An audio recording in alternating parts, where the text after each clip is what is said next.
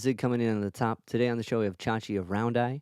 Round Eye is a punk band located in Shanghai, China. Chachy and some of the other founding members are expats from America. And when you think of punk rock, you think of the pushback that punk rock initially looks like, right? And to think about doing that in a place as regulated as China seems like an impossible feat. And the fact that these guys are doing that, adapting as foreigners with their own unique voice into a scene is already hard enough. And when it's as regulated as it is, shows that what one may think as impossible is possible. And you can do it with a punk rock attitude and with respect and with artistic integrity. Round Eye has a new album out. It's called Culture Shock Treatment, and it's littered with punk rock royalty. It was produced by Mike Watt, mixed by Bill Stevenson, put out by Vincent from Less Than Jake's label, and Joey Shithead from D.O.A. put out a vinyl version of it. And the record slaps. We're going to listen to Culture Shock Treatment off of Culture Shock Treatment by Round Eye. Culture Shock Treatment off Culture Shock Treatment by Round Eye. This conversation was very insightful. I had no, understanding of how difficult it would be to have a band in a regimented country, let alone, a band in an unregimented country, or as regimented. During the conversation, Chachy was moving into a new place, and his friend Agua was there from the band Laozu, so he popped on for a little bit to kind of shed some light on the music scene in China. Also, it's so epic. Steve McKay, the sax player from the Stooges, his last record. The last thing he recorded on was Round Eye's first record, Round Eye by Round Eye, and it's just epic. There's so much punk rock royalty with this band. It's so rad. You got to check it out. You got to check out their catalog and dive into all the records that came before Culture Shock Treatment. And before we get into it, if you guys can subscribe, rate, review the podcast on all the podcast platforms, it helps me keep talking to cool people like Chachy and sharing their insights with you. Without further ado, here's my conversation with Chachy. Cleveland. So I'm Cleveland. Yeah. So what? You're now that's class kind of guy, huh? Right. Okay. Yeah, I was trying to find if you guys played Cleveland at all in any of your projects, and Oh yeah, don't feed the crackheads. Yeah, we did that place a couple of times. Yeah. Yeah, now that's class. What stage did you play on? There's two of them in there. There's the one where we did the main one, and then we did the side one. Okay, the side one. We did the main one. When we did the main one, they had a skating thing. It was you could skate in there. Right. That shit was the shit. They got rid of that. Yeah, that was actually really rad. The side stage sucks. There's no room for a fucking band on that little the side stage platform. it was just a typical fucking narrow ass bar setting, you know what I mean? But right. that main stage was super cool. Right. I don't get what Man, what's the name of that gay bar that's right next to it? God, that place was hilarious. I can't remember. Fuck. You know what I'm talking about, I know right? I know what you're talking about, because the big room used to be part of it, I think, because if you look on the walls, you can see God, really? Yeah, if you could look on the walls, you can see paintings near the top of where the half pikes peaks were, right? I guess it's intentional. Yeah. You can see paintings of naked dudes and stuff. That's cool. Sick. What project played there? No, it was Round Eye. Round Eye? Nice. Okay. Yeah. What year was that? Oh my God. Must have been. We were there. Okay, the first time we were there was with Daikaiju. That was 2014, and then the last time was with Mr. Clinton, the Pink Cigarettes, and that was 2016, something like that. Shit. The small bar one was the cigarettes. God, fuck, that's fucked. Just think, because you can't fit a full band on that little stage. Oh, dude, no, of course we couldn't. But I mean, we made do. That's sick. It's a cool spot, though. Despite its shittiness to it, it's cool, and the crowd that goes there. I was happy to be there. I was happy to feed the crackheads. You know what's actually fucking funny is that the last time we were there, when we were playing the small bar, I sold my dirty socks to a crackhead for $50. That was actually interesting because I guess he dug the whole smell of man on a sock or something. What? It was some sort of erotica thing. Yeah, $50. Yeah, some people make mad money with that. There's There's lines Couldn't of believe it. you got firsthand evidence. That's bonkers. Well, that's Cleveland for you. I was very happy with that. That was great. That fueled my evening. Fuck. Is that like that has to be a tour highlight? We made more in It was Cleveland. great, man, because we actually got a picture with them, and it was a more elaborate story, but it was really it was great. Couldn't believe it. I can't either. Oh man, but that's like the end of like so you're getting through Lakewood, right? And that's like a kind of a nicer end of Cleveland, and then you get to where now that's classes, and then you're going into Cleveland. So there's like this like cut like a midpoint, right, where you can get a people that will buy socks, and then people that are we're going to my friend's diner. Do you care to come? Loved like, it. I'm glad that was the only introduction to Cleveland that we ever got. I was really interested in that. That was great. I've never seen the nice side of Cleveland. Okay, well, it's not as exciting. Then I'm not interested. Right. Dope. So doing a tour like that, leaving because you grew up in Florida. What brought you to Shanghai? Well, I came here initially. It had nothing to do with music. I came here because the band I was in at the time in Florida, which had been going for about 10 years, was Libby and his squad, and we just stopped, you know what I mean? And then it was, I think the last tour that we had booked that we couldn't even make was supporting Greg Ginn and the Taylor, Texas Corrugators. And it was like, and as soon as that ended, I was like, well, forget it, then it's done. And the economy was in shit. This was at the time of the Great Recession, right? Right. So nobody could find work no matter what degree you had. So I was just like, okay, well, I had a friend who lived in Chengdu, which is a city in central China, for a little while. And he told me all about it. And he said, well, you should try it out here. And the previous drummer of Libyan lived out there. And so I decided to take them up on their request, and the rest is history. Damn. That's a huge jump. Like, yeah, tell me about it, man. Because the culture I've had a few friends, and actually I have a friend who lives in China, and like just their description of it seems like such an A and B like thing from what. Where's your friend live? I can't remember. I'll have to pull it up because he works at some company doing stuff with computers, and he's bouncing all the time. So he's probably in real small China. Yeah. Yeah. So like he told me, and like he's in and out, but like it seems like the culture there, or at least here, is like, hey, how's it going? And there, it's kind of like they no like interaction. Is that true? No. Okay. It's not like that. I mean, but then again, that's why I asked where he was, because it really does. Shanghai's a much more open and sociable city than, say, Shijiazhuang or something like that. Okay. Is that like, and that would be more in the country? That's more. It's what you would call a second tier city. Okay. Like we're like in the 20 million and beyond population. Jeez. And they would be more in the 15 million. If that makes any fucking sense to you. Those are huge numbers, but they're different, so I can follow that. Right. Yeah, I guess so.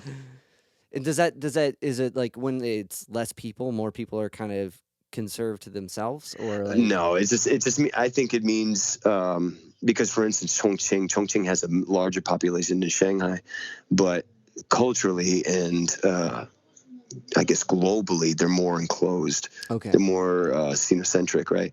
But Shanghai being a huge trading port that it is, international city, it tends to have a larger foreign population, so more open mind. Okay, well that makes sense because it's an export and more people are coming through, and it's not right. like more people are coming through. It's the same thing with Hong Kong and shit like that. Okay. It's because it's interesting because, like, from what I understand about, I mean, Shanghai had a jazz scene in the 1920s. You know what I mean? Like this, Shanghai used to be like the place where the people in Hollywood used to come and hang out on if they had a week off, they would go over to Shanghai and just chill.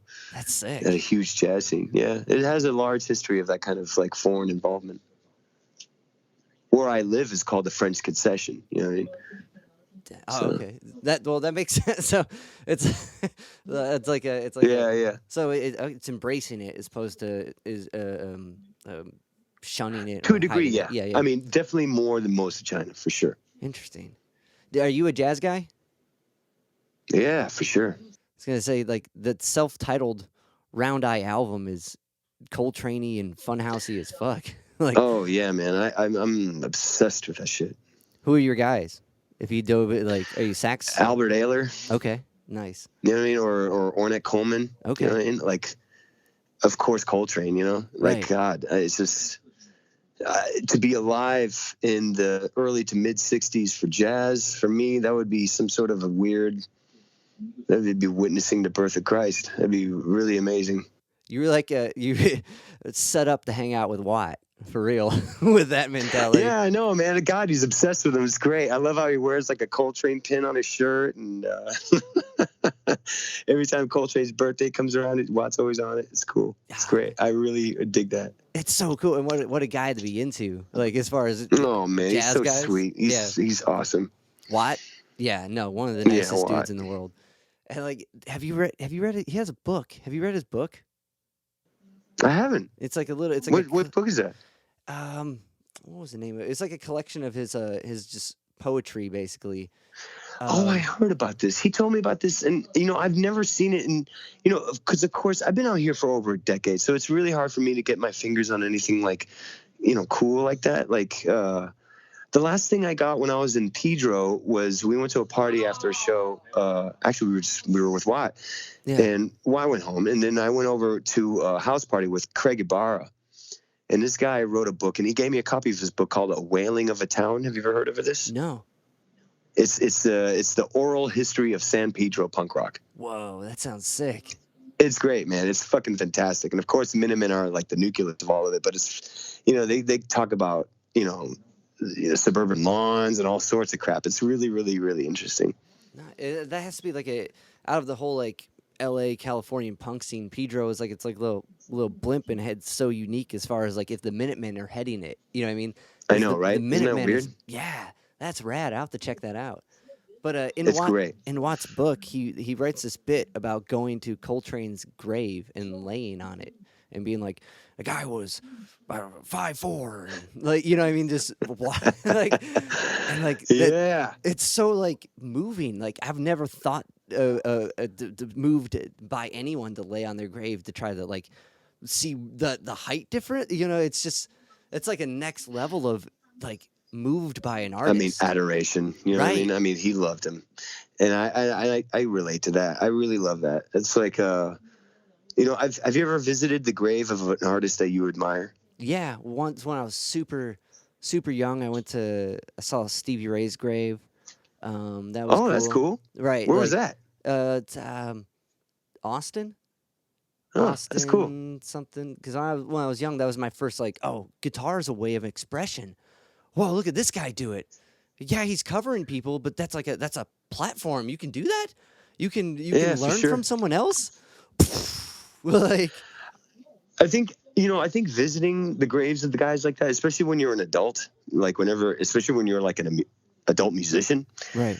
You kind of like, not to put a whole Spinal Tap thing on it, but it puts a lot of perspective onto things. You know what I mean? Right. Like I visited the graves of Hank Williams and Buddy Holly and like. And Marky not Marky, fucking he's still alive. He's still here. Fucking Dee Dee and Johnny and all these guys. I visited a lot of graves, and it's not some sort of morbid thing. I think he's just trying to channel an energy. Yeah, no, for sure. Yeah, definitely. It didn't come off as like a weird, like, whoa, Watt's doing some. Yeah, because that's what I was trying to do. Well, I don't know. Maybe he gets a hard on from dead people. I don't know. I have to talk about Watt. Talk to Watt about that. I highly doubt it. Watt's too nice of a guy. But yeah, no, that makes sense because it's kind of like that's the closest you can get to some of these people in a way. That's it. And it's almost calming. It brings like this sense of legend to reality. It does, and it also I agree, and it also for me it brings clarity that it happened. Right. You know what I mean? It makes it a little more real to me. It's like because all of this shit, you know what I mean? Even the punk rock movement, all of that crap. Because I was so far removed from that. I grew up in Florida, so the LA movement, the New York movement, all of that shit, the Ramones, X, whatever it is, it just seems so romantic, right? It just seems so fantasy. And then when I go and see Buddy Holly in front of me, like in the ground, of course, but still he's there. Yeah. It's like, oh wow, well, it's real. Right. Okay. Yeah, that's crazy. There it is. It's as crazy as like reading about or watching videos and performances of somebody and then seeing them in real life. You know what I mean? Yeah. Like you're like, fuck, they are for real. Sure. And they're I guess shorter. I don't know. Like where's the Henry Rollins tattoos don't look as fucking brutal as those photos, but they're still there. Yeah. There's some waves to it. Yeah. But there's something beautiful about it being real. And being like almost tempered in a way. It almost made me glad that there was that those artists in particular happened to have wanted to have a gravestone in the first place, because most guys just get fucking ashes and yeah. But it made me appreciate it. It gave me a place to I guess worship, if you will. That's cool. Yeah, no, that's awesome. Yeah, that's only I wanted to go to that place in France where like Morrison's at. I've been there. Yeah, I saw where Morrison was at. It was weird because like Morrison's kind of like the neglected stepchild. He's kind of like buried in the clutter. Yeah. Oscar Wilde's got the spotlight. Yeah. And Chopin, you know what I mean? Yeah. Well, which rightfully so, I suppose. Right. Nobody gave a fuck about the Lizard King in France. Well, compared to like, Liszt and like all those guys have been around forever. They probably had more time to take up some room. Squeeze Jim in there. So crazy though. In that same graveyard in Paris when I was there, they also had the dictator of the Dominican Republic. My mother's Dominican, so she knew about this shit. And when he died, his name's Trujillo. And when he died, the Dominicans didn't want him buried on their ground. They're like, "Fuck this guy, get him out of here." Right. So he buried himself over in fucking in Paris, and that what's that called? Chantilly-les-Ans. What's it called? Anyway, that place. Yeah, that's fucked. And it's amazing who's in there. Yeah, that's wild. Yeah, no, that's a goal to go there one day. I don't really get to travel too much because I'm a teacher, and I read that you are too. I am. Yes. I mean, plus you can't really travel now, right? Right. Well, yeah, but aside from that, like trying to write off the excuse of booking some weird shitty shows to go somewhere, like that worked, now I can go. But like aside from that, I had weekends, right? Now that everything's shut the fuck down. But what do you teach? I teach music at an elementary school. Nice. Same. I teach pre-K. Really? Pre-K to senior high adapted lessons for kids with autism. Oh, that's great, man. Yeah, no, it's super rad because I get to make rudiments like fun in weird ways. Yeah, for sure. Oh man, I could totally see the fun in that. That's cool. What's it like? You said pre-K, right? No, elementary. Elementary. So I'm just above that. Yeah. Okay. So sweet. So then you get to do like fun shit. You can be like, how's that been? Well, yeah, I get that. Because I wouldn't be able to. Me as a teacher, I wouldn't be able to. I'm glad I'm in the area that I'm in, because after about 5th grade, kids get a little too self-conscious to kind of 100% let themselves loose. You know what I mean? Yeah. So even to fucking sing, they're like, "Oh man, I look like a nerd" or something like that. So I'm just like, poor dude. The middle school years. They're so my kid. Whatever. I don't want to fucking egg. I don't want to like add to their angst. Right. You know what I mean? So, right. No, I totally get it. When I walk into my class, they're like, "Oh fuck, Dave's here." I'm like, "Yep." You know what's crazy, man? Like Watt came into my school and he no shit. He played for my class. Yeah. That's rad. And my kids, only a handful of them knew who he was because of their parents, right? Because I teach at an international school, so it's not just Chinese kids. So one of the parents to my kids, these 2 kids happened to be twins, had the same dad, obviously. Yeah. He grew up in Kentucky in the early 80s, and he knew all about Watt. And he was like, "Oh my God," he's telling these kids, instructing them, "Okay, you got to like pay attention to this guy." And when Watt finally got in there Watt did a solo bass performance. And I've never seen him that nervous. He was so fucking nervous to play for these kids.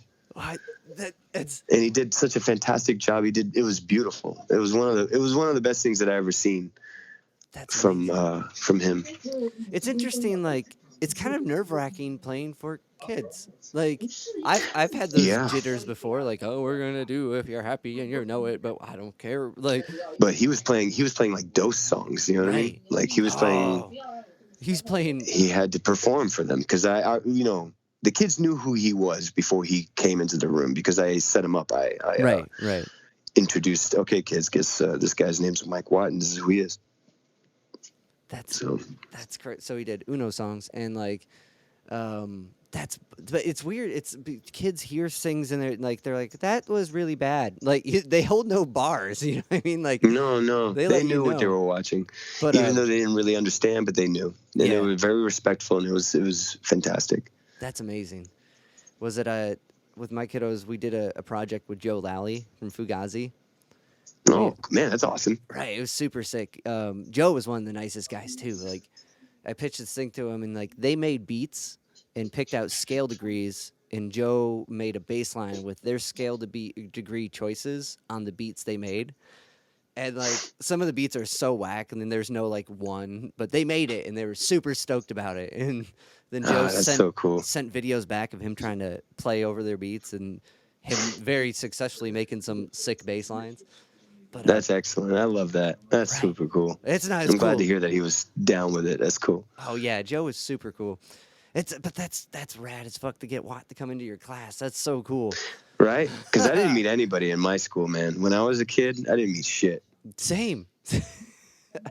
So I mean, I can't even imagine if I was like in 5th grade and then eventually got into punk rock and then eventually finally saw this name Mike Watt, I'd be like, holy shit! Right. But I know this guy.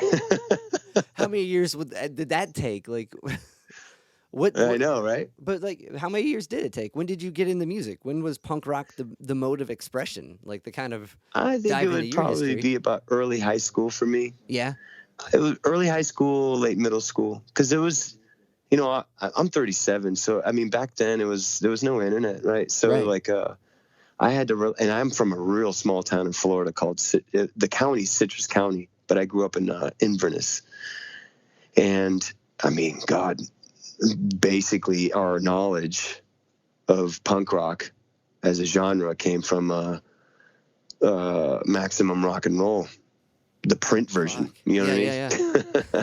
Or like the extra special thanks on any Green Day or Offspring or fucking Nirvana record. Right. But that those made those bits so important then, you know what I mean?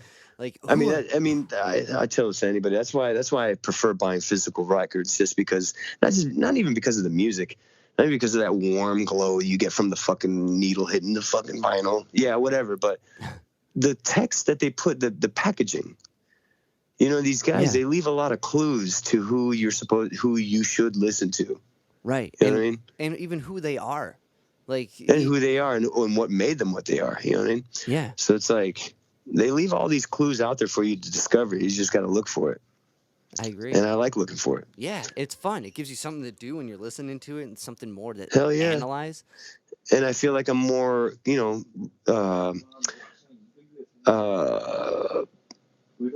I feel like I know the artist that I'm listening to a little more. Right. So it brings me closer to the music. I don't know. Yeah. I mean, that's just me. No, I think it makes sense because you're getting it on two dimensions, right? You're getting it on like sonically and visually, and that's like I can't even tell you how many artists I found because of the special thanks section. I found literally probably at this point 250 specifically from that list. It is like the most benign, stupid list that they put at the end of the record. Oh, thanks a lot to Jello, and I'm like, who the fuck's Jello? And then I look it up, right? Right. Do you know Jello? Have you guys played with him before? We're acquaintance. Yeah, we've met him before. Because I found a picture of him wearing a Libyan Hit Squad T-shirt. Yeah. We saw it. That was probably more because that was in the 80s, right? I think so. So that was probably more towards him with Tongue of Vulsion, that band, with their song Libyan Hit Squad. Okay. Is that what inspired I got to know him through Round Eye when he came out to a Round Eye gig. No shit. That's cool. What was it like to know Jello? That dude's a character. Oh no, yeah, it was fucking fantastic. It was, I mean, he definitely stopped what was going on in the room when he entered. You know what I mean? That's sick. Nice. Yeah, it was cool. And it was great because he bought a shirt, and he really enjoyed the show, and he was a real sweet dude, man. Yeah, he is a real sweet dude. Right. No, I love how, like, I don't know, those get, like, him and Watt, they get that it's important to keep doing it and give back, like with Watt's radio show and like with just his involvement with all these acts that are asking anything really of him, and same with like Jello. Yeah. Like there's so many, like, they understand like they're like what they mean to people, maybe like not in like the grandeur way, but what it would mean to them. And that's super, super cool because like it keeps everything going. I agree. And what I like about them, those two are very prime examples of that, is that it's you know, there's very few East Coast examples of what those guys are doing. I mean, maybe Ian MacKaye and those guys in DC, but like that West Coast thing, those guys were onto something very, very huge. It was SST and Alternative Tentacles. I don't know if we'll see another thing like that again. It was just like kind of paving the way for everybody, you know. I agree. No, I think maybe there'll be a bunch of little attempts to do it, but it won't hit as hard as like No, for sure, absolutely, for sure. I know, and it's happening to this day, right? Right. But with that movement, with that national huge movement that they had, it's amazing. Yeah, no, it's absurd. And I think it has everything to do with lack thereof internet. You know what I mean? Like that when you got that, this is what it was. Like, oh shit, there's no way to like look up. Kind of had to work for it back then. Right. But it also meant more because you had to find it. You know what I mean? Yeah, because once you found it, you know, as soon as you found it, all of those years of looking kind of like flashed before your eyes, and you're like, okay, well, now I'm here. And then it really made things worth it.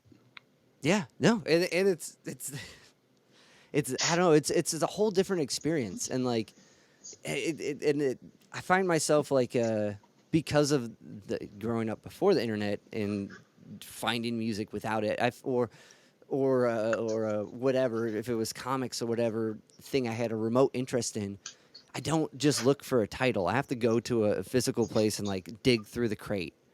You know what I mean? Man. Like, I mean, everybody. It's like a scavenger hunt. Everyone likes that, right? Right. The finding of the thing. It's not the end result that you're really most proud of. It's the journey. You know, it's like so fun. Yeah. And kind of bounce out of it, but with the new record, Culture Shock Treatment, that first song, like you guys get into the, I would say the chorus of it, and that's got a real Dead Kennedys vibe to it. Yeah, sure. Like, well, you know, you're hitting the like the diminished thing. You're getting some crunch to it, and there's some like rad like what were they? What's that sound I'm thinking of? Like the theremin-esque sound in the background. It's fucking sick. It's like probably a keyboard. Yeah. Yeah. No, that track, the kind of bounce from looking for records to your newest record, like that track hits hard. Like. And it's it has like this sick like 50s vibe, but it jumps into all these different like amazing elements of punk put together in a unique way. I mean, we chose that to be the first one just because we thought it would encapsulate because we don't play standard, you know, just one type of punk rock, you know what I mean? Right. And also it has the message of, you know, where we're coming from, you know what I mean? Yeah. Which had to like, so to kind of jump into the move to Shanghai and starting this band, which was Round Eye was essentially a split, if I'm recalling correctly. Like it was your one friend there, was it Jimmy Jack? Yeah. Okay. The drummer. So we were just trying to finish the record that Libyan started. Oh, okay. So Libyan began a record, and we had Greg in on one of the tracks, and we're like, well, this is kind of a shame to let that shit go to waste, right? So.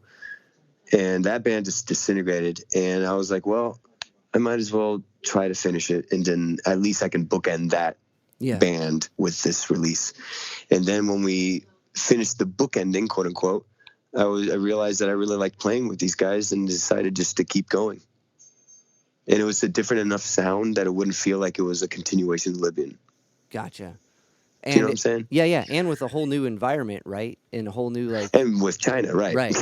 And with a whole new well, these are the guys. I can't imagine it'd be hard to, or I can't imagine it'd be easy to find like a whole new band like that. I don't know. It was, at that time it was surprisingly very easy, but it was. I think it was just kind of it just happened to be that way. Nice. No, that's sometimes you just know who it is.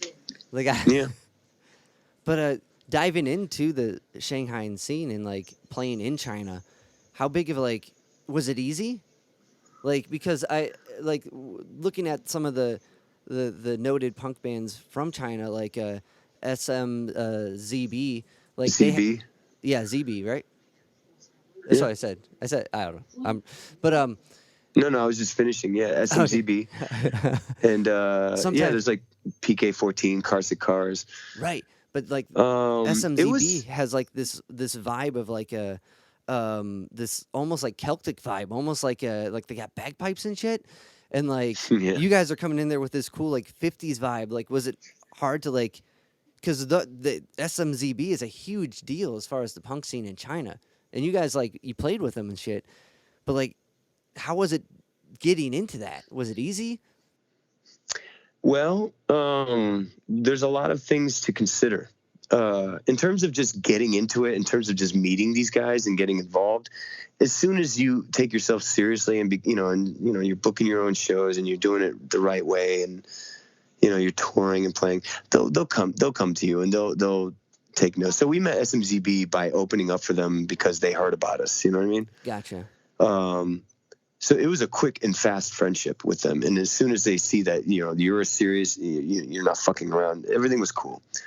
In terms of the bureaucracy and politics of playing in the Chinese scene, that is extremely difficult, and it to this day is extremely difficult. And the laws change all the time.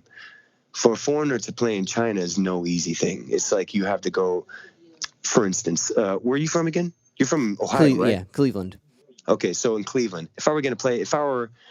say my situation in Cleveland was the same. If I were going to go play a Now That's class, I would have to find $1,000 just to fucking pay for the fucking foreigner permit to get my ass into that bar and not arrested. And then I would have to have a 70% tax cut of whatever we made from that fucking night. And then we have to have an agent from the Ministry of Culture there to kind of monitor things. Fuck. Yeah, it's a bitch. It's a fucking bitch.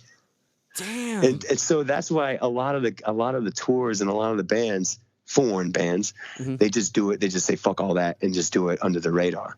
Right, but how does that happen? Well, you just don't report it. You just don't put it online. So that means you can't use any sort of social platform to sell your tickets. Right. That means you can't advertise your show on a social platform in Chinese media, like Yo Yanchu or anything like that. You can't do all of these things that the normal local bands do to get people into their shows. So you got to take a different route. Right. What is it? Is that like DIY paper passing? Oh, it's DIY. It's old school. It's what you so know. Sick. You know? Yeah. But it makes things extremely hard. Right. And there's always that possibility that somebody will come and see what you're doing and report it to the ministry, and then you're done. Right. Or you get a 20,000 kwai bill, and that's about $5,000. Yeah, but still, that's a shit ton of money, especially. It sucks. Did that ever happen to you guys? No, but it's happened to a lot of other friends of ours. Yeah, we got lucky, and I don't think we got. We just happened to have. When we first moved here, it was 10 years ago, right? So it was like there was something called guangxi, which means your relationship with people. And so you have good guangxi or you have bad guangxi. And if you have good guangxi, that means the right palms are getting greased. That means the right local sheriff or right police person or whoever's supposed to be looking at that club at that particular time is turning a blind eye. And so, that came into play a lot of times. Nowadays, with Xi Jinping, it's gotten a lot harder. So we have to kind of go by the books. Fine. Well, I guess that gave you enough time to develop up to that, right? Because you had that kind of good, I guess, but the thing is, the laws change every year. Oh, okay. So it's like it's always changing. Damn. And we don't find out until it's too late. We're like, oh, well, but we did this, and then they say, no, but you had to do this. That's fried. You know what I mean? It's a bitch. It's a real bitch.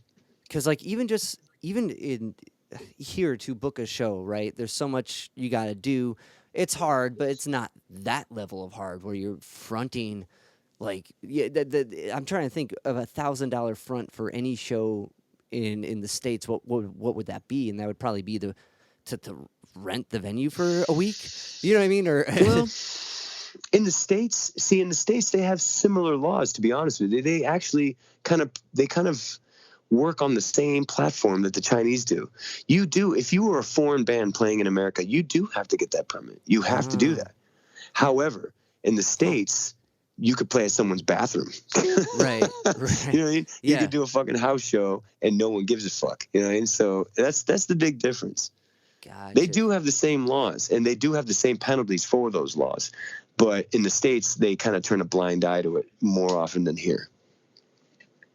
Damn. All right. That's wild. Yeah. Like, so how long did it take you guys to kind of get, I mean, if it's always changing, you're never fully comfortable. But to the point. I mean, we just went on tour 2 weeks ago and we were playing 3 illegal shows on that tour. Fuck. We had only a few of those shows that were actually registered. And for sure, they could have come down on us and brought the hammer down on us, but they didn't. And we always do that. We always throw the dice. Fuck. That's so crazy. Yeah, it's fucking shitty. Like, because, okay, there's one way of, like, looking, oh, cool, punk rock, but when it's like, no, this is what we need to do to get home. That's a foreigner case. Right. You know what I mean? That's specifically to foreigners. When it comes to the local crowd and local bands, they don't have to go through all that crap. Oh, okay. They don't have to do that. So, but I imagine, like, so in that case, does that kind of, like, is that kind of, like, lead itself to what type of risk as a foreign band you're willing to take? So, like, because I know with this album in particular, it's a little more home fronted on your case, criticism compared to the other 2 records. Is that kind of like a gamble you'll take there, is like going for doing a show that may not have all the things covered or saying a thing like that, like making with the last record with Culture Shock Treatment, we knew what we were getting into and we knew what was going to happen and we knew what could happen. Right. But we had to do, I mean, it's just like, it'd be so disingenuous to be a punk band in China and not address Xi Jinping. I mean, come on.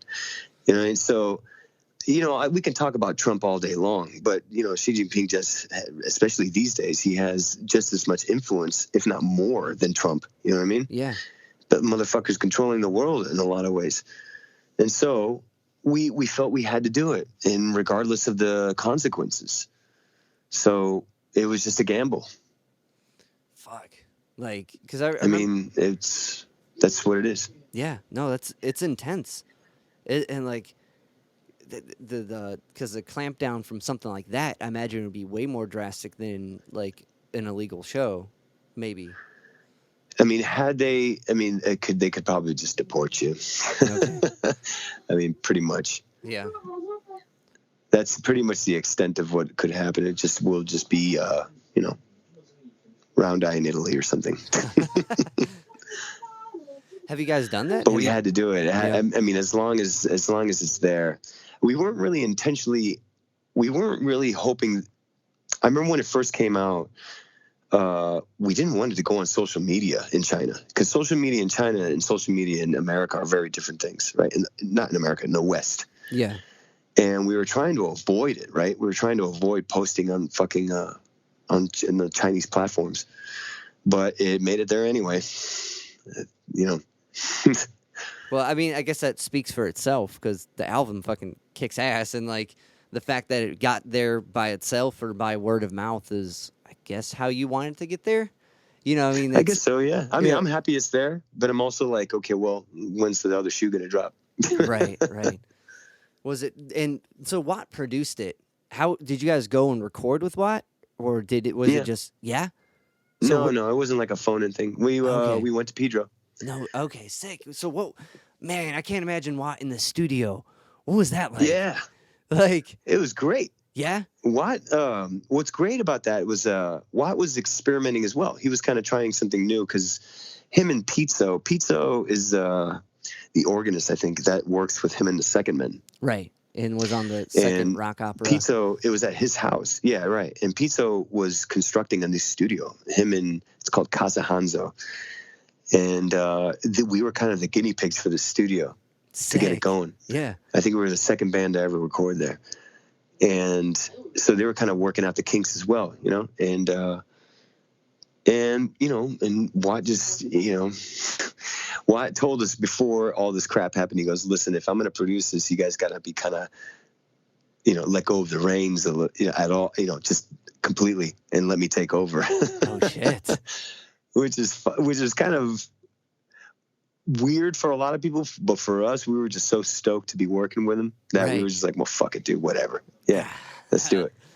Wow, like, what's some like Watt-isms in that setting? Because like, I did a talk with Watt for like 4 hours, right? I did it like Watt can I believe it was that long too. Right, Watt can go, and like every like you're taking notes because like.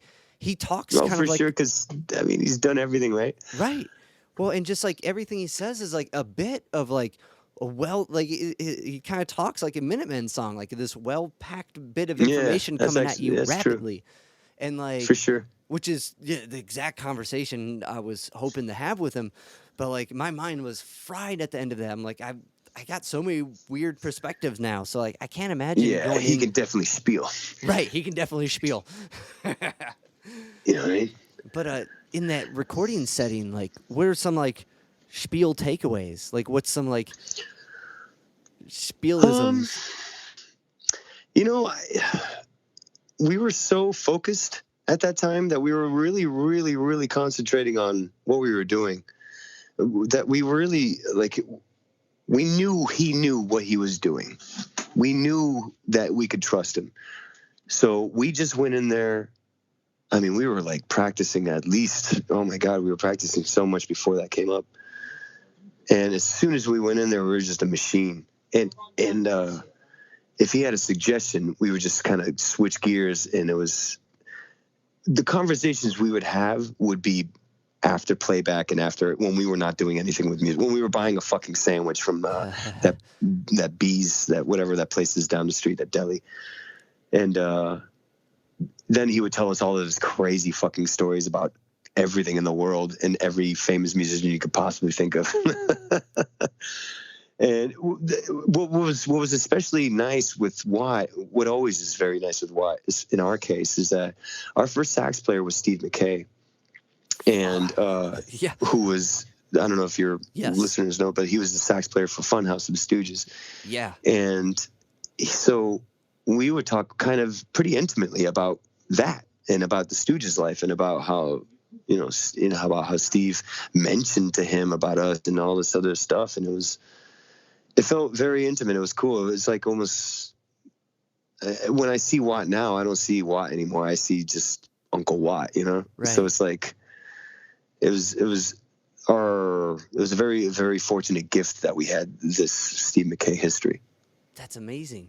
Like, to go past that, like, when you admire somebody to the level of not just a person, like not seeing, okay, it's the grave, here's the person. This is what happens when it's just, people die. This is the guy, right?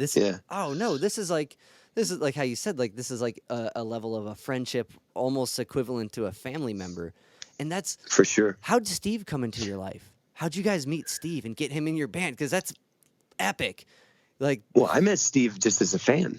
He's just as a simple fan. Just as I had no band. I was just in China. It was my first year, and Steve McKay was a promotion group here called Splitworks was bringing Steve McKay with his group, his experimental noise group called Sakara, and they were coming to Shanghai to play a show, and I knew who Steve McKay was, and at the time, Shanghai's music scene wasn't so developed as much. So I was very, very interested in what I was seeing because I know him, I know the name, and I know the Stooges. So I emailed him and I just said, hey, man, thank you so much for coming to fucking Shanghai. I'm a big fan and blah, blah, blah. And then all of a sudden, Scott from Sakara, the lead person of this ensemble, he messages me back. He goes, hey, man, thanks for the email. You want to have dinner with us? What? That's crazy. And I was like, whoa, no shit. Of course. And so I had dinner with Steve. I showed him around the French concession. I actually lived 2 blocks from where we first had dinner. And we just got to talking, and he was like, look, we need a bass player for Xi'an. Do you want to play? And I was like, yes. And I had to work that day, but I fucking called off. And I was, and I went and played my first live show in China in Xi'an with Steve McCain's Sakara. That's insane. That's so And the rest is history. And then after that, we just had a relationship. And so I was like, I'm starting a band. Would you mind playing sax for it? And he was like, of course.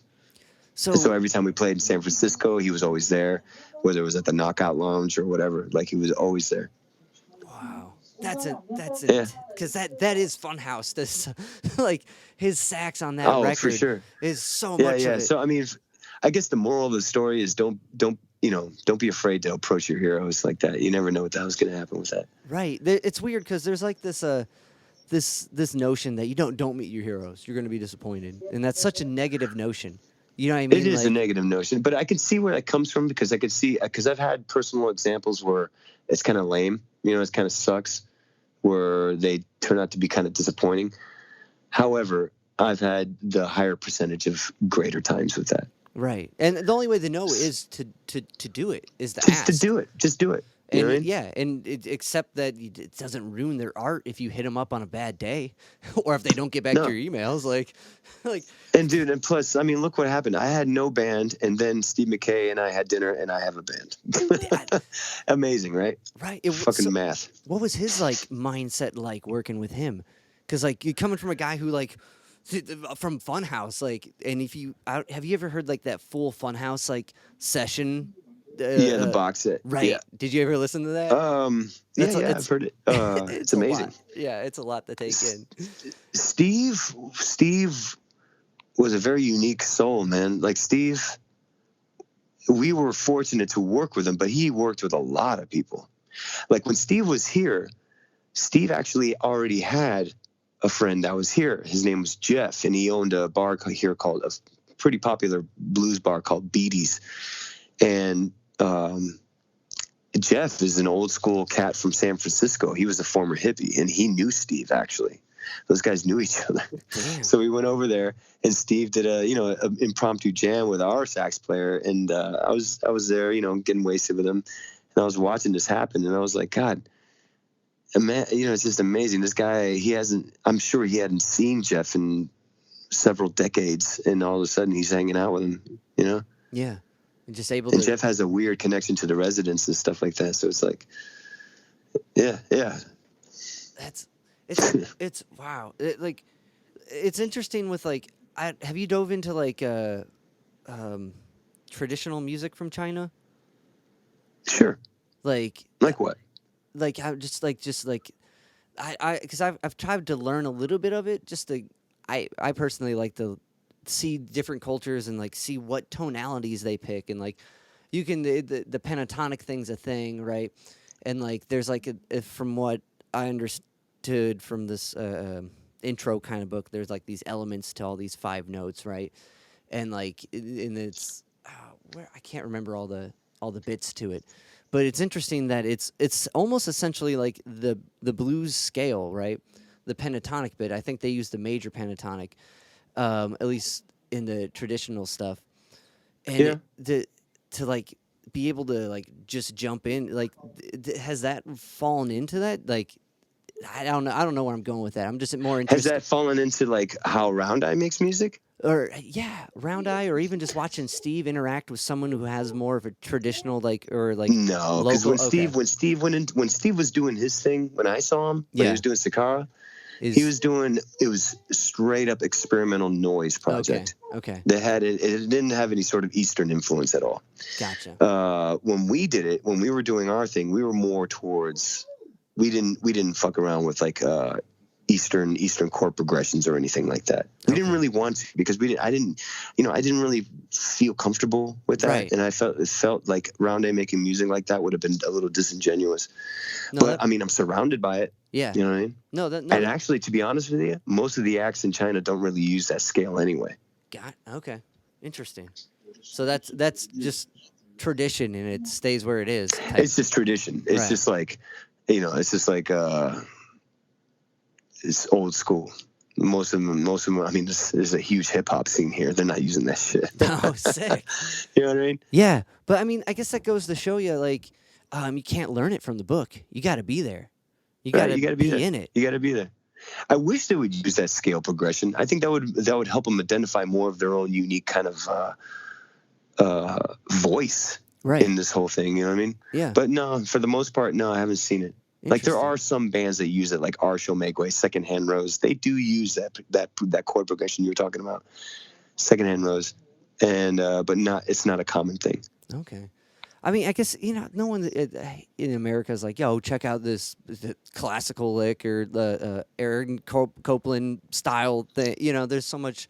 I mean, they kind of are. I mean, most of like blues. You're right. We all do, like canon scales and all that stuff. I mean, you can hear all of those guys in all of our roots, right? If you will, especially with the blues. Yeah. It's just that. And that's pretty much everything to some degree. I don't know. I find that interesting, and like learning how different music systems kind of get their essence of tonality and trying to wrap. Sure, it's interesting. Like Indian and Arabic. I mean, it's like, it's crazy.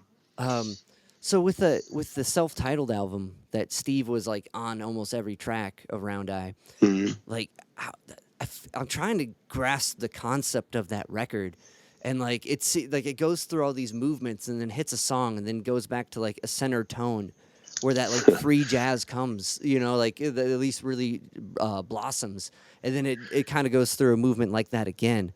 What's the narrative? What am I missing? That every time I think of that album, that was for me personally, that was a perfect representation of what Shanghai was at that time. Yeah, I mean, it was a complete Wild West. There was no rules. Everything was gray area, and everything was extremely dirty, and just the free form of it all was just so fucking fantastic. I really loved that time. That was my favorite time in Shanghai. And when we tried to apply that to music, it really helped that we had people that were willing to think outside of the box and go crazy with noise, such as Scott from Sakara, Stevie Moore. They were just really ready to play with it. And we haven't really done anything as abstract as that first album since then. That was a lot of fun. Well, I mean, with the personnel, a lot of drugs, man, and a lot of bad drugs too. You know what I mean? I mean, really shitty drugs. Yeah. Like the worst quality cocaine you could probably absolutely think of. It was fucked up. Fuck. All right, maybe I'm starting to understand a little bit more of it. It was insane. It was fucking crazy. But yeah, it's hard I can't imagine like going to from like a record like that, going to perform it and going to continue from that, because it's, from how you're describing it, was such like a loose cannon time in your experience there, and that sounds like a good representation of it. Like to move on from like vastness, I guess you have to get more concise. So it makes sense why the next few records got a little less spacious.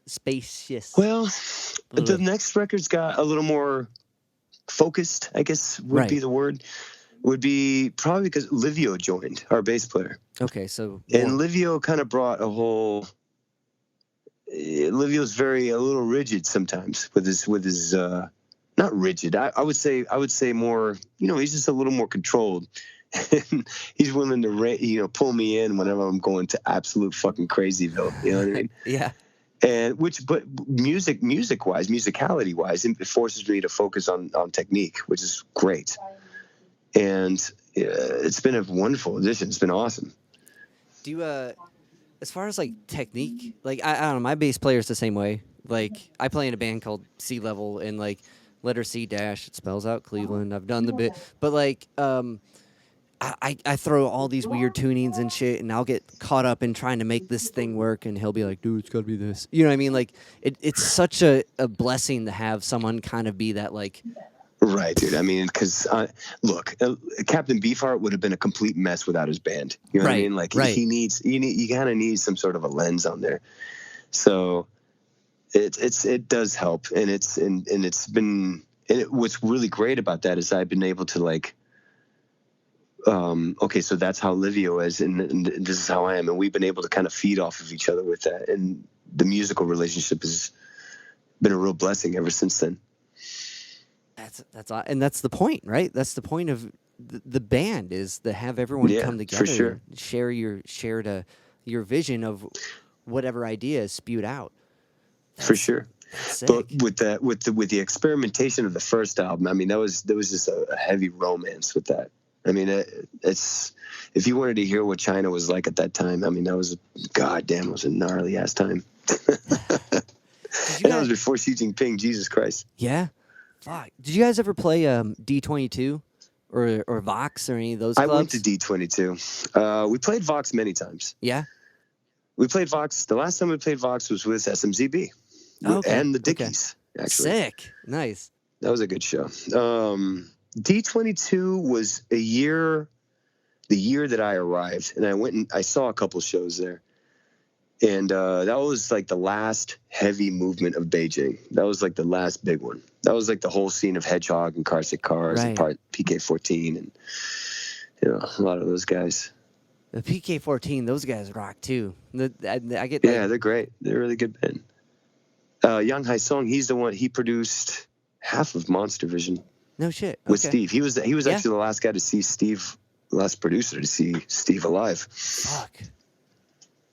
Well, so, like, with those two gigs, right, with a D22 gig or a Vox gig, is that one you would have to get a permit for, or is that an underground gig? Anything. If I'm playing in your room, if you lived in Shanghai and I'm playing in your fucking bathroom, I need a permit for that shit. That's fried. That's so fried. It's fucked, dude. It's fucked. Damn. But because I know those are like those are the notes. So if we could be playing Mercedes-Benz Arena, you know what I mean? Yeah. Fucking where Elton John was playing, or we could be playing in my bathroom. I need a permit.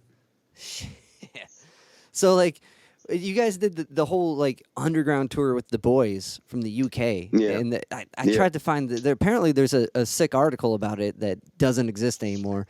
But, like, that was... there's Razor Cake did one. Razor Cake published the diary of our saxophone player. Oh, okay. Pete Jackson. I'll have to dive into that. It's called What I Learned Getting the Boys Band in China. That's what the title was. Noted. Because, like, apparently there was a Vice thing, and, like, I couldn't find that. But, like... That was Chinese Vice, so I'm not sure what the hell happened with that, because I heard that kind of disappeared. Yeah. But that wouldn't surprise me, of course. So... Of course that would disappear. A whole, like, underground tour like that where it's nothing but fear that this whole thing's going to get shut down? Like... Yeah, because at that point, I had already had the meeting with the Ministry of Culture. Yeah. They already told me the consequences. They already put me aside and said, this is what's going to happen if you continue. And not only to us, the problem is that the consequence would have affected the bars we were playing at. So the place where these businesses would have failed, would have been under, they would have been arrested. Fuck. Yeah. And so it was very heavy. I mean, it was, because that's not the police. It's like the FBI of China. Yeah. What's a meeting like that like? Aside from intense. It sucks, man, because they don't talk about shit until about 30 minutes until you're done. So it's like 3 hours of them just talking about bullshit. Like I remember when we were there, our guitar player at the time, his name was Gil Lao Bi. Yeah. And his Chinese is fantastic. My Chinese is like, it's nowhere near as his. His Chinese is like really, really good. So they were just talking about tea. They were just talking about tea for 2 hours. Fuck. What kind of tea you like? Where's the best tea in China? What kind of tea that guy likes? So on and so on and so on. And he had a manila envelope in front of him. And while they were talking about tea, he would open the envelope and leaf through the pages. And the pages were Xerox copies of this contraband flyer, our passports, pictures of our social media posts, knowing that we were looking at this, talking about tea. Yeah. It was weird. It was like psychological bullshit. And then at the very end of the meeting, he was like, okay, well, look, you guys can't play and you're not going to play. And if you do play, this is what's going to happen. Oh, shit. It's it was shitty. Yeah, that's a whole psychological trip to try to maybe like what can you tell by someone who drinks what tea they drink? I bet there's some like narrative of that. It had nothing to do with tea. It had nothing to do with tea. They were just kind of chit chatting. Okay, they're trying to disarm you. So you loosen up. In fact, that happens so often that when people go, it's commonly known as having tea with the ministry. If you go and talk to those guys. Fuck. Yeah, it happens a lot. That sounds terrifying. It was not fun. With like the bunker gigs that ended up happening, like, were they? I mean, we basically thought we were done. Me personally, I thought I was getting deported. I thought it was over. So I was like, okay, well, might as well do something. And the boys are here. I mean, the boys were actually there in front of me. You know what I mean? So I'm not gonna. We had to do something. Right. We had to do something. Otherwise, we were just going to stick around in Shanghai and just, stare at me the whole time. You know what I mean? So I was like, fuck it. Let's do it. Let's fucking do this. And so we just decided to just book these underground shows, told everyone, look, leave your fucking phones outside of the gig. We'll take care of them. Just enjoy the show. And so, like 100 people at a time. It was packed each time. Sick. And they were in venues, right? Or were they like... No. Like tiny bomb shelter practice spaces. Sick. China has a shitload of bomb shelters because of the Japanese invasions, right? Yeah. And a lot of those bomb shelters were turned into practice spaces and rehearsal halls and concert halls. So, and even like discotheques and clubs and shit. Yeah. One of these practice spaces is where the boys decided where we would have their show. That's awesome. Like... to find like those hole in the wall venues and art galleries and like rehearsal spaces that are underneath a lumber yard or whatever the fuck are always like the coolest spaces. You're like, it'd be sick to have a show here, but no one's gonna go underneath through the woods into the lumber yard unless it's something like that. That's no, they will if that's the only choice. Right. Wow, and that's the most punk rock badass way they handle it, even though with all those like horrible like consequences. I'm so stoked I'm glad it happened that way, but it was terrifying when it was going down. Yeah, I bet now it's way cooler. Really scary. Yeah, now it's nice. I even imagine like then how many shows was it?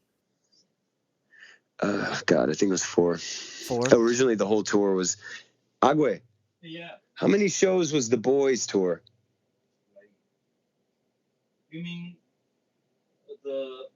it was supposed to be like 5, Yeah. 6, but got canceled, so only 2, Beijing and Shanghai. Yeah, Beijing and Shanghai. Okay, so there's like 2 shows in each city, so it was 4 shows in total. Gotcha. Damn, that's terrifying. But I imagine after those 4 shows, so was it 2 a day or was it 4 days? It was 4 days. So yeah, after that fucking week, for the next month had to be like terrifying. Oh yeah, man. I thought I wasn't calm until they were off Chinese soil. When they were gone, I was like, okay, well, fine. Fuck. And what was it? How did those guys take it? Were they like, yeah, let's do this? They were fucking fine, man. They were like, the boys are kind of used to this kind of shit. Like those guys have been. They actually said when I told them the news, they were like, well, this is kind of like the boys' curse. I guess they're used to this kind of thing happening to them. I mean, even in the 70s when Elvis died and their distribution was disrupted because they were on RCA Records. Yeah. And when Elvis died, RCA dropped him because they wanted to publish more of Elvis's back catalog to cash in on his death. And so they lost their deal and they lost all that. I mean, they took it very well, surprisingly. And I think they took it even better because they actually played in China. Right. I think it would have been a much very different story had they not played, if they were just stuck here. Have you guys played with them out in the UK or? Because like I feel like I you remember guys one pulled time Round Eye played in London, and John Plain came up and played first time with us.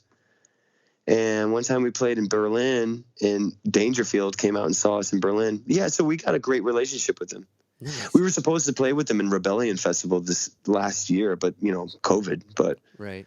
I still keep in touch with them, all of them. Casino, Nice.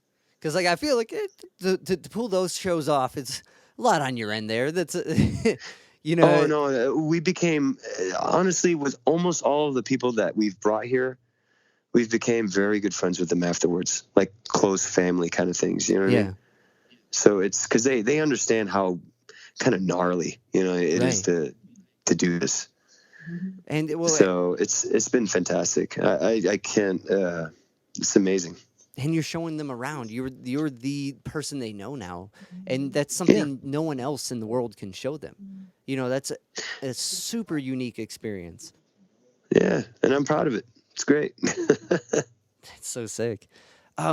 With the North Korea bit, like not too many people can get into North Korea. How'd you guys pull that? That was sort of an accident. Yeah, that was North Korea. We were going there just as tourists at first. We were just, me and the drummer were just kind of going. Because apparently it's very easy for Chinese people to go to North Korea. I mean, back then it was very easy to just be a tourist going over there. As an American, especially at that time, it was very difficult. And they confiscate your passport. They give you a new North Korean substitute passport. And while we were there, because we were there, it was me, Jimmy Jack, Bob, our old bass player from the first EP, and a friend of Jimmy Jack's. And we were there hanging out, and we were filming, and then they told us to delete pictures, take pictures, delete pictures, whatever. Yeah. We can take a picture here, can't take a picture here. And then we said, you know what, well, fuck it, let's make a video here. Let's just put it all together and see what we can do. And then we asked them, and we said, look, we're a band and we want to do this. And is it okay if we do this here? And where can we do this? And they told us the exact place we can do it. And they let us roll with it. Only 15 minutes at a time, though. We couldn't film past 15 minutes. Huh. Because too many people kind of congregated around us, and it was causing a scene. Yeah. And so we'd film for 15 minutes, then we'd stop, and then people would disperse, go back to doing their thing, then we'd start again.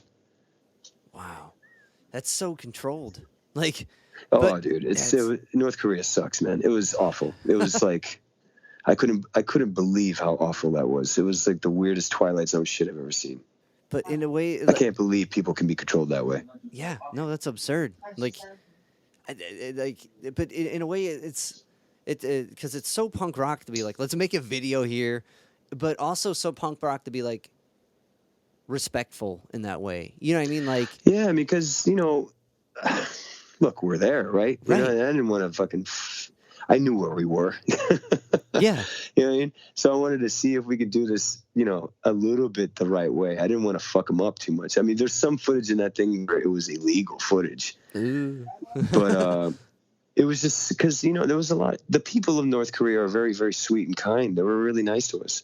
And they were like, everywhere we went, we had these 2 North Korean guides. You know what I mean? Yeah. I remember at the end of the trip, I'm so glad I didn't do this. I remember at the end of the trip, I was thinking, I'm going to give our guide a little gift, like a little mixtape of rock and roll, just like the 50s rock and roll, you know what I mean? Right. Had I done that, that could have caused like an international incident, you know what I mean? That girl could have gotten in trouble, and I definitely could have gotten in trouble, and who knows what would have happened to her. Fuck. It was just, there was never a moment when we were there where we forgot where we were, ever. That's intense. It was just so oppressive. That doesn't seem like it would be an international incident to give someone I know, just to give someone some music. Right.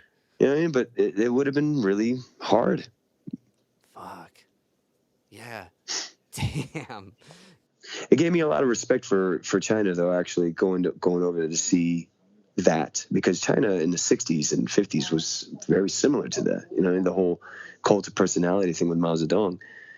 They're going through that right now with Kim Jong-un, you know? Yeah. Yeah, I mean, I It's guess crazy. that is a perspective to take, at least a better perspective of where it's at. It is, yeah. I mean, of course they have their own problems here, but like it definitely is not as bad as it could have been. True, and that's pretty amazing. That's pretty amazing. Yeah. Like because when Howard reached out to me to talk with you, and I was like, oh fuck, this story has to be intense, and like they go from like Florida to all these like environments where to do the punk rock thing is 10 times more challenging to you know what I mean, because that whole thing is against any not I mean, okay, that's defining what punk is, and like it's not always against shit. Well, it just goes, it kind of puts to the limit, it puts the test. I see what you're saying, and it's true. It's yeah, it's a type of music, but the whole lifestyle, bromide that people usually bring up when it comes to this kind of genre of music, really comes into play whenever you see it in action like this. Yeah. Well, that's and what are people willing to risk to do this? Right. So and then when you finally do it, when I saw those people, kicking ass at the boys concert and 100 feet underground, it really it makes it all worth it. It's awesome. It's amazing. That's insane. Yeah, I don't that's like the purest it can be, right? Just everyone there for the reason to be there, not I don't know, not even that it's against, even though it was kind of against what was allowed, but like just embracing that energy and that critical thought of that music usually tends to spark. It's nice to see that it actually really does go beyond music. It's really cool. That's so badass, man. And this your new record, like kind of like going back to working with Watt, Bill Stevenson mixed it, which is even more punk rock royalty thrown into the mix here. Did you guys go with him to mix it, or did you just like send tracks? No, well, I mean, sort of, not really. We went to, when we were on tour, the last time we were on tour in the States, we were on tour with MDC and Verbal Abuse. And one of our dates was in Colorado, and that's where the Blasting Room is. Sick. And we know Bill because we toured with the Descendants here in China. No shit. And supported them on their main thing here. And when we went over to America, we ran in. He was in Colorado. He was just hanging out, and we went and got breakfast with him. He came out to our show. He was like, "Man, I haven't seen MDC in fucking 30 years or whatever the fuck." I don't know. These guys are, this is like they're the originals, right? Right. And so anyway, he comes out and we hang out with him. We have breakfast, and he comes to the show, and then the next day we're talking. And we're like, we're making an album, and Watt's producing it. Would you mind? He goes, well, do you mind if I work with you on that? And I was like, well, yeah, sure. We were actually going to ask you. Sick. And he was just happy to be involved. He goes, and I think I should be involved with it. He said that he should be involved with it as opposed to the other people at Blasting Room, because he knew that we were going for an old school feel, quote unquote. Nice. And I'm like, dude, I'm not going to argue with it. That's fine. Yes, sir. Yes, Mr. Stevenson. No problem, man. Man, no problem, dude. How was it supporting the Descendants in China? What was that like? That was a lot of fun. That was a lot of work, but it was a lot of fun. And we had some, there was a lot of logistical problems with that tour, because the Descendants brought their own sound guy with his own sound mixing board, right? Okay. Which is an insane nightmare when it comes to, just a guy like me helping bring people in. Yeah. As opposed to some major company, you know what I mean? Right. And a merch guy and all these other guys. So we had to, and there was a lot of logistical things that went wrong. Like, for instance, we were in Beijing, and Bill had, he requires his own drum set, but the motherfucker who we rented the drum set from didn't show up to the fucking show on the day of, right? And so we're just like, what he's gone. We can't get a hold of him. Luckily, somebody came at the last minute and brought the drum set. And it was, and then when that show was going down in Beijing, it was at Mao Live House in Beijing, the new one on the outskirts of the city. A fucking agent from the Ministry of Culture showed up to the show, and he was threatening to shut down the show because the opening band, Hangnail, their drummer was not wearing a t-shirt or was not wearing clothing on his upper part of his body, and he had tattoos. And so they were threatening to close the whole show down. So we had to go through that, you know what I mean? And it was just like, it was so much stress with that tour. It was crazy. And you never know when that shit. But luckily, everything went through. There was a typhoon, you know what I mean? We missed our last date in Shenzhen with them opening up for them. They made it, but we missed the flight because there was a fucking typhoon that came in and threatened the airplane. Wow. Damn. It was insane. It was nothing that should have went right. But luckily, the shows went off. You know what I mean? They played. It was a whirlwind tour. It was really hard. But they did it, and they kicked ass, and they were super, super cool the whole way through. They were awesome. Everything was awesome with those guys. I mean, they just seem like fun dudes when you like. Oh man, it was the first time I ever saw them too. Me personally, and I was like, "Oh, this is amazing. This is so great." That's sick. Like I did just stoked to be there. It was cool. Sorry. What's that? No. I was gonna say I talked to Bill. I did an interview with Bill, and he's like just like super relaxed, cool dude. And we talked about coffee for a minute. Sweetheart. I love him, man.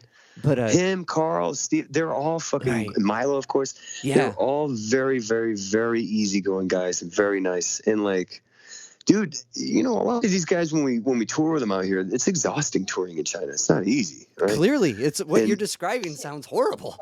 It's really hard. And these guys, they not only would they play the shows and come have dinner with us, they would also, if I invited Bill and Milo out to our local bar, they would come out. That's all. And they came out to our local bar here in fucking Shanghai and just hung out. You know what I mean? They were just so great. I think that speaks so much of their character. You know what I mean? They were interested. You know what I mean? They were very interested in what was going on around them. And I couldn't have asked for anything better. They were just super interested. Nice. Did you guys ever tour with them in the States?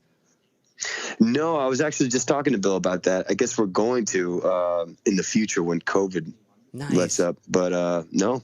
All right. Well, that would be a sick show to see. Because I know their Descendants are putting something out now. Yeah, I heard they were working on something new. So that hopefully some of the what's the COVID situation been like in China? Like, I mean, I know masks are more like a normal thing, right? Well, COVID in China. Actually, you know what? I'm actually hanging out. I'm hanging out here with a friend of mine, Agwe. He's actually in a local punk band out here. Sure. And he could tell you from the source what COVID is like out here. Okay. Would you like to talk to him? Yeah, sure. Agwe. He's on game now. Can you give me? Hello. Hi, Agwe. Hello, this is Agwe. My name's Dave. I'm interviewing Chachy for a podcast. Yeah, I can hear you. Can you hear me? Yep. What's it? What? Tell me a little bit about your band first. My band? Yeah. My band called Zulu. It was a local punk band based in Shanghai. I don't know. We played like around like 10 years here. Yeah. We moved to Beijing and I went to LA, and I'm now back in Shanghai. Reorganize this band. Maybe this time it's not that punk. We mixed up some like blues. I don't know, like different shit, but still punk. That's cool. Man. What do you play? Yeah. Guitar? I play bass guitar and I do vocal too. Okay. And I work as a sound engineer, so I do recording, mixing, everything almost. Nice. So the do-it-all guy. Nice. What got you on the bass? Was there like a punk band that what was a punk music that influenced you to play punk? What got you into playing bass? Ramones. The Ramones? Nice. Yep. Nice. Cause you know what, like, cause I didn't get any music education, so if there wasn't Ramones, I wouldn't start. Cause they let me know, like, it's you don't need to be that professional. You just need to start it. Right. I mean, That's a huge lesson. That's a huge lesson, and the Ramones did a beautiful job of telling the world that you don't have to be professional. I mean, it's beautiful. Like you just need to start to play, and I mean, somebody will listen. Somebody will whatever. Somebody gonna go into the show, no matter it's a shady show or what. Yeah, apparently there's quite some that can be shady. Like, but you're right. You're right. What? Do you recall what Ramones song it was? Or just the Ramones in general. That what was the tipping point that was like? I'm sorry. Can you say it again? Do you recall if there was a particular Ramones song where you're like, I can do that? I mean, I record the Ramones song. You mean cover or something? Yeah. Or I didn't record Ramones song. I record my original one. Gotcha. Okay, so it was inspired from it. But we covered this song in the live performance, but I just didn't record it because they record. I cannot do better than Ramones, you know. Right. So no, it's a good point. Like, no reason to do what they already did. What's so Chachy said you were gonna let me know about what's COVID like over there? How fried is it? I'm sorry, I how didn't. How messed up is it? How messed up is it? Like, how crazy is it? You mean Shanghai or China? Yeah. It's crazy. Like people for the country is like, yep. It just they block everything. It's just like like 10 years ago, you can smoke weed on the street, all kinds of ban. Now, if you want to go to you want like, if you want to have a show, like if you want to play, you have to pay the government to do the like culture check your lyrics, check everything. Like you need to pay like almost like $200 US dollars. Damn. And how often does that turn out to be okay? How often are you turned down by what you record? I'm sorry. How often do they approve it? How often, like when you send a recording, is it like, yep, that's fine? Probably like 1 week going through, but you can say dirty words, no politics. Almost nothing you can say for punk rock in Mercy, and especially the venue getting less, and the band is more coming to like TV show shit. So they, I don't know, like some band gets money compared to 10 years ago, but I don't think they're much funny band, like interesting band. Right. Make me want to watch. Right. So yeah, they got like some promotion for the TV show for like rock hero band, but in my opinion, most of them are, Chachy gonna take this, okay? Okay. It's nice to talk to you. Yeah, nice to talk to you too. And I agree. I think anything that's approved is going to not be as inspiring or insightful or make you think. If it's approved, it's probably not as cool. But thanks for chatting. Make sure Chachy sends me your music. I would love to check it out. I will send it to him. All right. Thank you. Cool. Thanks. All right. Yeah, man. Nice to meet you. Hey, buddy. Hey, cool. Where are you exactly, Chachy? Are you like in a studio? I'm at my house in Shanghai. Oh, okay. Sorry, I did. So everyone's just hanging out. Okay. Yeah. I'm actually moving into a new house. Yeah. And my buddy Agua is here. Yeah. Oh, cool. Well, hey, man, I really appreciate your time and chatting with me and diving in. Of course, man. Shit. And like the record is awesome and really like it sparks interest right away and just makes you start. I never thought about like how difficult or even what if there was I assume there was a challenge to do like a punk band in China. It was such a forethought or like far out thought, and like diving into your career has like opened up so many like perspectives on that in this conversation. So Yeah, because I mean, a lot of people, China's such a bubble, right? Right. It's like very insular. But China, punk rock has been happening here since going on 3 decades now. And it's no longer a new thing, but it's new to a lot of people simply because it just doesn't get out. You know what I mean? Right. But, you know, Agwe, and there's a lot of people that love this form of music, and they just really, they get it, you know? Yeah, that's so awesome. Yeah, send me Agwe stuff. I'd love to check it out in this Oh, chat for here. sure. That'd be sick. Absolutely. For sure.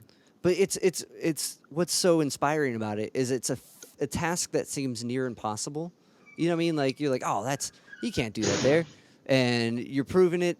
You're proving that it can happen, and it can happen with respect, and it can happen with integrity, and sound awesome, and have punk royalties sprinkled into it, such as Watt and Stevenson and Greg Ginn. You know what I mean? That's so badass. Yeah. So thank you so much trying. you're doing. Thanks so much for chatting with me, man. And whenever you're in Cleveland thanks again, so much for talking to me. I would love to share a bill or come check out a show. Oh, for sure, man. All right, next time we'll feed the crackheads together. Let's do it. I'll bring my socks. You bring your socks. I got plenty of stinky socks. Let's do it, dude. Let's make some money.